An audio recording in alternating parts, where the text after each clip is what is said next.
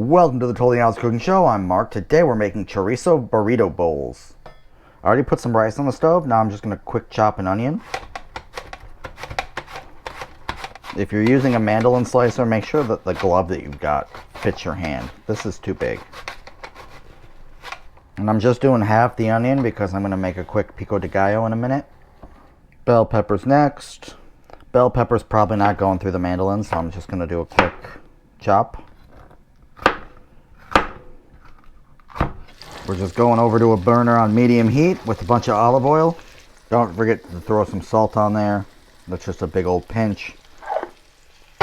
Next up, I'm coming over to a bigger pan and I'm cooking an entire package of Salvadorian chorizo. If you want it spicier, get Mexican. By the way, you're not going to use the whole package for this probably unless you're doubling whatever I'm doing. But I like to make them all at once, that way I have them. Next up, pico de gallo. You can do this to any ratio you want, really.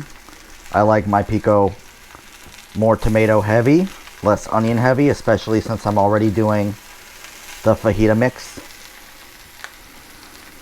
If I wasn't doing the fajita mix, I'd probably do more onion, but I am, so I'm not.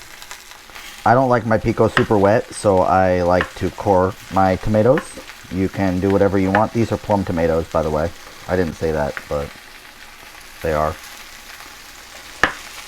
And you're just going to dice your tomatoes to start with. Feel free to flip your sausages whenever they seem flippable. Then I'm going to come over here and dice up this onion. And again, just throw them in a bowl with our tomatoes. And then we've got our jalapeno. Oop, camera's not remotely centered. Jerkins is going to be mad. Usually I core my jalapenos. You don't have to. But jalapenos can be kind of wild card spicy. You don't know what you're going to get. Sometimes they're really mild. Sometimes they're really spicy. In general, I would rather have a more medium jalapeno experience. But because you don't know without tasting it, and because we're consuming these raw, I would just prefer to get rid of the seeds. Remember, the heat lives in the core, not the seeds, but the seeds grow from the core, so it amounts to pretty much the same idea. But if you're trying to get rid of the heat, you need to get rid of both the seeds and the core.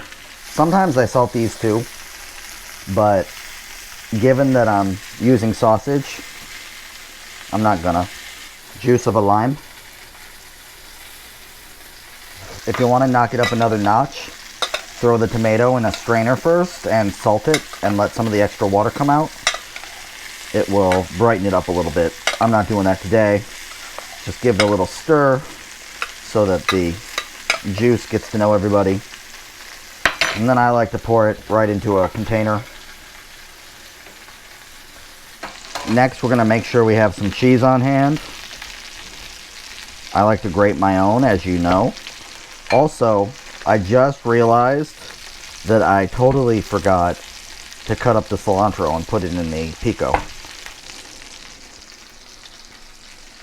Okay, I'm going to put in a tablespoon of fresh chopped cilantro. It's ugly because it's quick.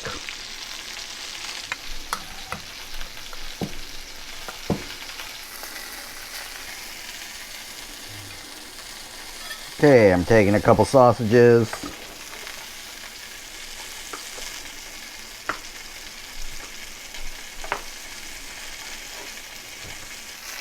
And one more so I have lunch for tomorrow. The fajita stuff is what takes the longest. And the hardest part when you're doing it with cast iron like this is getting the temp right and not burning the onion. It looks mostly browned and not burned, so that's good. We're going to call that a win. I do this differently every time I make it. Sometimes I use beans. Sometimes I use chicken. Sometimes I use the fajita stuff. Sometimes I don't.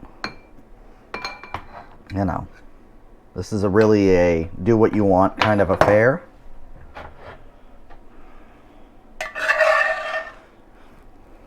It's your house. You can top it how you want it.